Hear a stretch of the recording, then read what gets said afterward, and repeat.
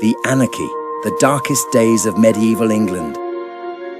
On a calm, clear night towards the end of November 1120, the white ship set sail from Barfleur in Normandy, bound for England. Crowding aboard the little vessel, a riotous party of some 300 passengers and crew were all royally drunk. Literally so, since the 3 great barrels of wine they had consumed had been destined for the court of the English king, Henry I.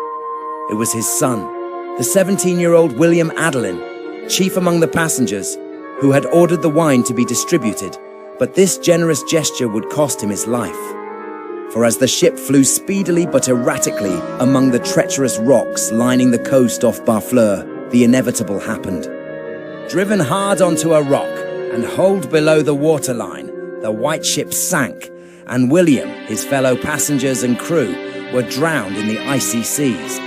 For Henry, this was not just a personal tragedy. The youngest of 3 brothers, he himself, had come to the English throne in controversial circumstances, later defeating his older brother Robert and claiming his dukedom of Normandy as well. He had clearly planned a smoother passage for his heir, for William Adelin, his sole legitimate son, had been trained from childhood for his future role and already acclaimed by the nobles of England and Normandy as Henry's successor. Even so, there had been challenges to Henry's rule, not the least from Robert's son, William Clito, who, along with his supporter, King Louis of France, had recently been defeated in battle. Henry was determined Clito would never succeed him either in England or in Normandy. But where now was he to find an heir for his lands? Henry already had more than half a dozen sons among his many illegitimate children. Indeed, one was drowned alongside William on the White Ship, but there is no suggestion he ever considered naming one of these as his heir.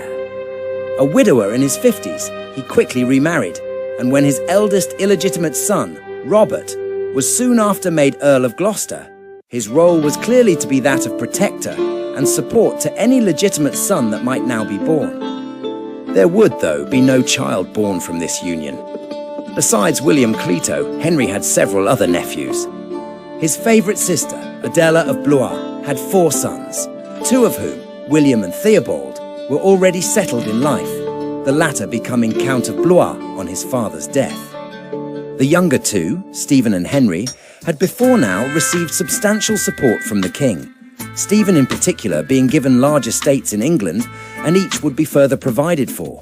Henry, a monk, became Abbot of Glastonbury in 1126, and a few years later would be appointed Bishop of Winchester. Before then, Stephen would marry Matilda, heiress to the county of Boulogne, and soon after become co-ruler of that county. Again, though, there is no evidence Henry saw any of Adela's sons as his future heir. Henry wanted an heir from his own line. This would necessarily involve his sole legitimate daughter, another Matilda, also known as Maud. He hadn't seen her since she left England as an 8-year-old child to marry the German King Henry V, who would later be crowned Holy Roman Emperor. Matilda herself would eventually be crowned Empress, albeit by a papal legate rather than the Pope himself, as tradition demanded. Nonetheless, she would cling to the title for the rest of her life.